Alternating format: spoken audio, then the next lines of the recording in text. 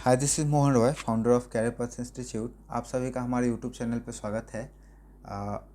हम लोगों ने 18 मार्च तक का हम शूट कर लिया था वीडियो को, और आज हम लोग डिस्कस करने वाले हैं 19 मार्च के कंटेंट को। ठीक है, ये चेतना सत्र की मैं बात कर रहा हूँ, तो हम लोग 19 मार्च वाले को डिस्कस करेंगे। तो चलिए देखते हैं 19 मार्च में क्या क्या हम लोग को चेतना सत्र में देखना था। तो यहाँ पे देख सकते हैं 19 मार्च और 20 मार्च दोनों का बचा हुआ है, तो उसे हम लोग डिस्कस करेंगे। तो हम लोग का प्रेयर का शुरुआत होता है राष्ट्रगीत, सर्वधर्म प्रार्थना, बिहार राज्य प्रार्थना, और उसके बाद आज का दिन जो होता है वो ही हम लोग का क्या होता है, ज़रूरी होता है। ठीक, तो यहाँ से हम लोग देखेंगे आज के दिन में क्या दिया हुआ है। सुपरिचित गीतकार योगेश गौंड उर्फ योगेश का जन्म लखनऊ उत्तर प्रदेश में 19 मार्च 1943 को हुआ था। वे प्रसिद्ध भारतीय गीतकार और लेखक थे।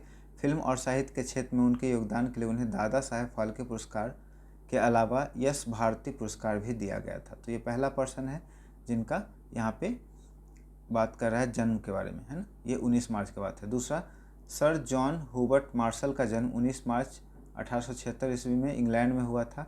वे प्रसिद्ध पुरातत्व शास्त्री थे। 1902 से 1928 तक भारतीय पुरातत्व सर्वेक्षण विभाग के महानिदेशक थे।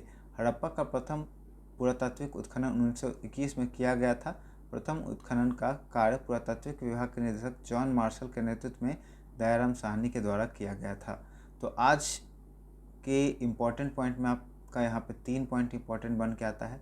सबसे पहला, जो हड़प्पा सिविलाइजेशन है उसका खोज कब हुआ था, 1921 में। अब 1921 में कौन किए थे, तो जॉन मार्शल क्या थे, ऑब्जर्व कर रहे थे, मतलब लीडरशिप में थे, और खोज किया किन्होंने था, दयाराम साहनी ने था। तो पूछा जाता है कि हड़प्पा सिविलाइजेशन का खोज किसने किया था, दयाराम साहनी का। ठीक है, किसके निर्देशन में, जॉन मार्शल के निर्देशन में। तो यहाँ से आपका 2 क्वेश्चन बनता है। हड़प्पा सिविलाइजेशन का खोज कब हुआ था, 1921 में। आगे आज का विचार में कह रहा है सेवा ही परम धर्म है, पहला। दूसरा, असफलता का मतलब यह नहीं कि आप हार गए, इसका मतलब है कि अभी और मेहनत बाकी है। काफ़ी अच्छा है ये। उसका सामान्य ज्ञान है सभी के लिए काफ़ी ज़रूरी। आबादी में भारत का सबसे बड़ा राज्य कौन है। आबादी के क्षेत्र से अगर बात करें तो उत्तर प्रदेश, और क्षेत्रफल में भी क्या है, उत्तर प्रदेश। भारत का सबसे दक्षिणतम राज्य कौन है, सबसे लास्ट में इंडिया में जो ऐसे नीचे की तरफ जाता है ना, उसके बारे में बात करें तो यहाँ पे हम लोग का तमिलनाडु है। शून्य का सिद्धांत किस प्राचीन भारतीय गणितज्ञ ने दिया था, तो उनका नाम आर्यभट्ट है। यहाँ पे आपको शायद दिख नहीं रहा होगा, तो मैं थोड़ा सा आपको जूम आउट कर दूँ ताकि आपको दिख जाए, है ना। तो ये आर्यभट्ट आएंगे। मानव शरीर की सबसे बड़ी कोशिका कौन सी है, तो तंत्रिका कोशिका। हमारे सौरमंडल में क्षुद्र ग्रह बेल्ट, एस्ट्रॉयड बेल्ट किन 2 ग्रहों के बीच में है, तो मंगल और बृहस्पति के बीच में। आपने बृहस्पति देखा होगा, ठीक है, और उसमें मंगल भी ऐड कर दीजिए आप। ठीक है, उसके बाद तर्क ज्ञान, रीजनिंग का है। कैंची से कटता है कपड़ा तो कुल्हाड़ी से कटेगा लकड़ी। सांप रहता है बिल में तो मकड़ी रहेगा जाल में। ठीक है, मकड़ी खाता है कीट को तो मगरमच्छ, सॉरी, मकड़ी है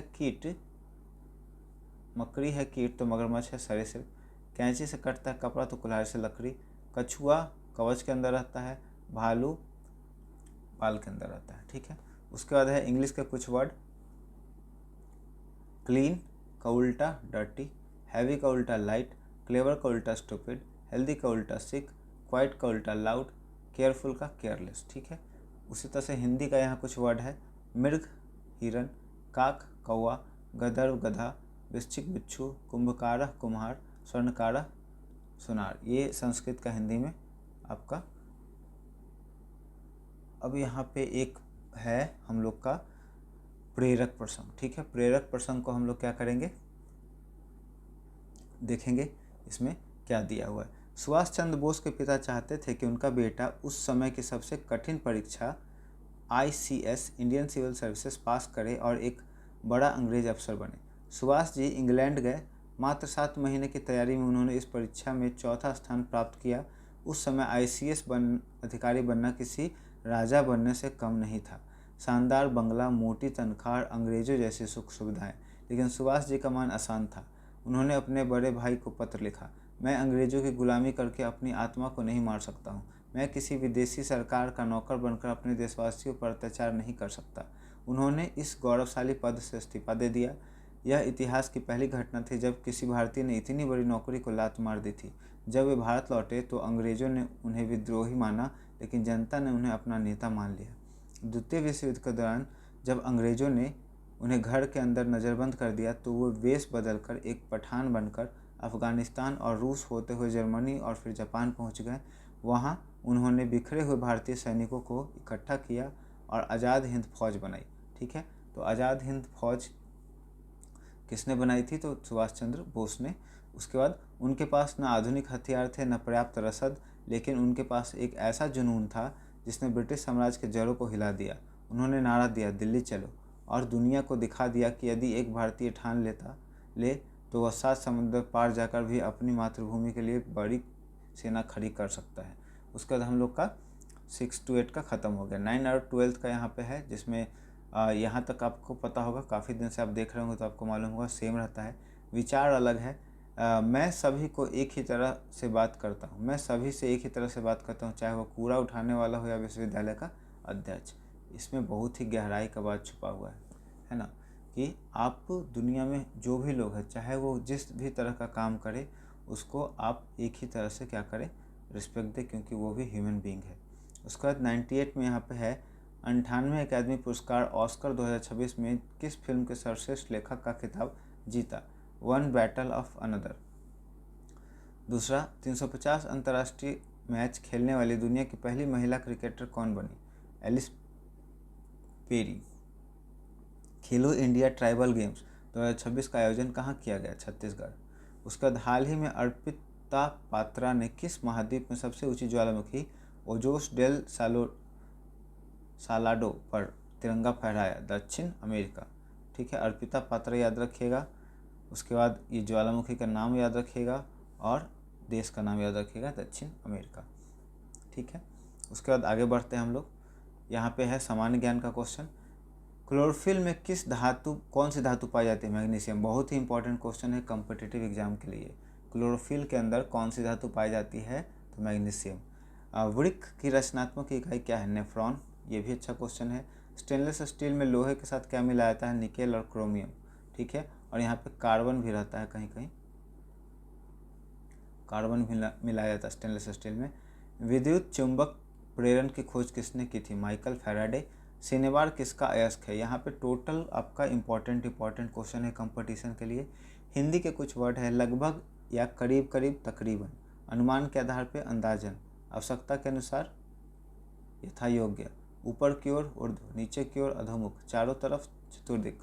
ठीक है, optimist, pessimist, innocent, guilty, evident, scarce, superior, inferior, generous, stingy, knowledge, ignorance. ठीक है, बिहार को एक अलग प्रांत बनाने की मांग का नेतृत्व किसने किया था? डॉक्टर सच्चिदानंद सिन्हा। रिपीटेड क्वेश्चन है ये। 22 मार्च 1912 को बिहार बंगाल से अलग हुआ। ठीक है, किस वर्ष बिहार से उड़ीसा अलग किया गया? 1 अप्रैल 1936। किस वर्ष बिहार से झारखंड अलग हुआ? 15 नवंबर 2000। ठीक है, उसके बाद आगे हम लोग बढ़ेंगे। यहाँ पे तर्क ज्ञान है। एक महिला की ओर इशारा करते हुए एक आदमी ने कहा, उसकी माँ मेरी सास की इकलौती बेटी है। वह आदमी उस महिला से कैसे संबंधित है? ठीक है, उसकी माँ मतलब जिस के तरफ इशारा कर रहा है उसके तरफ कह रहा है बता करके कि वो जो है उसकी माँ मेरे सास की इकलौती बेटी है। इसका मतलब वो उसका पिता है, वो उसकी बेटी है। एक महिला ने एक पुरुष का परिचय दिया, उसकी पत्नी मेरे पिता की इकलौती बेटी है। वह पुरुष उस महिला का क्या लगता है? ठीक है, फिर से पढ़े। उसकी पत्नी मतलब वो जो पर्सन है, उसकी पत्नी मेरे पिता की इकलौती बेटी है, तो वो क्या होगा? पति उसका होगा। और राष्ट्रगान के साथ हम लोग का ये समाप्त हो जाएगा। तो आई होप ये कंटेंट जो मैं बनाने का कोशिश कर रहा हूँ, जो ये मेरा प्रयास है, आपको काफ़ी हेल्प करेगा। आपके आने वाले एग्ज़ाम में आपके जनरल नॉलेज को इम्प्रूव करने में काफ़ी मदद करेगा। अगर आपको वीडियो पसंद आया हो तो वीडियो को लाइक कर दें, दोस्तों और परिवार के सदस्यों के बीच में ज़रूर शेयर कर दें। अगर आप हमारे चैनल को सपोर्ट करना चाहते हैं तो हमारे चैनल को सब्सक्राइब कर दें। Thank you so much.